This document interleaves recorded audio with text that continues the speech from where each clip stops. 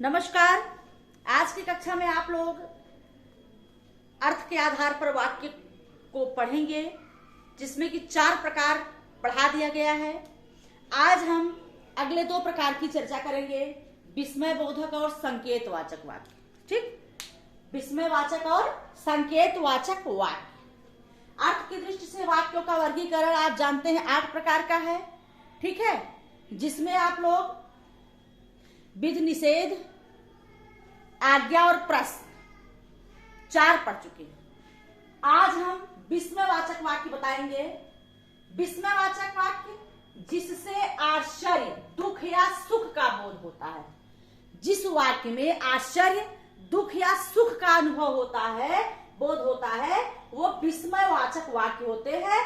और इसका चिन्ह सबसे बड़ा पहचानने को होता है विस्मयवाचक चिन्ह। आपको याद करना पड़ेगा, इस वाक्य में ये जरूर ये चिन्ह लगा रहेगा।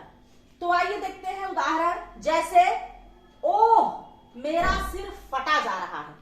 ओह मेरा सिर फटा जा रहा है, यहाँ दुख की अनुभूति हो रही है और विस्मय सूचक वाक्य चिन्ह लगे हुए हैं। अगला है वाह कितना अद्भुत दृश्य है। यहाँ पर सुखद अनुभूति हो रही है। वाह जो है ये प्रतीक है, इसके जो है शब्द जो है वाह, ओह, अरे। ठीक, इस प्रकार के शब्द आपको मिलेंगे और ये चिन्ह विस्मय बोधक चिन्ह आपको विस्मयवाचक वाक्य में मिलेंगे। अगला उदाहरण है जैसे अरे तुम कैसे गिरे। तुम कैसे गिरे, आश्चर्य, दुख और सुख का अनुभव विस्मयवाचक वाक्य में होता है। अगला है संदेहवाचक वाक्य।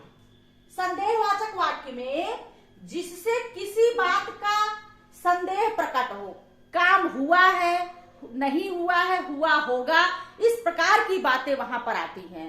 जैसे वह पढ़ रहा होगा, सिर्फ अनुभव किया जा रहा है कि वह पढ़ रहा होगा, हो सकता है ना भी पढ़ रहा हो।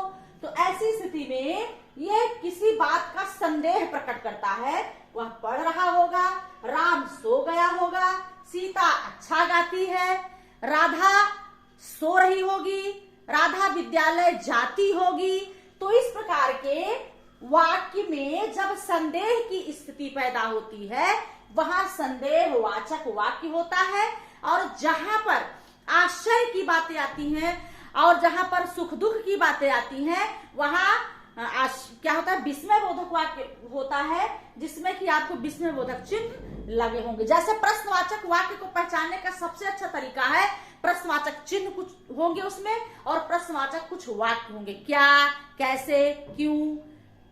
हाँ, इस प्रकार के वहां पर ये चिन्ह होंगे, विस्मय शब्द होंगे, विस्मय क्या कहते हैं, प्रश्नवाचक वाक्य में। तो ऐसे विस्मयवाचक वाक्य में आपको विस्मयवाचक बोधक चिन्ह मिलेंगे और इस प्रकार के यहाँ पर दृश्य होंगे। तो आज की कक्षा में विस्मयवाचक और संदेहवाचक वाक्य मैंने आपको बताया।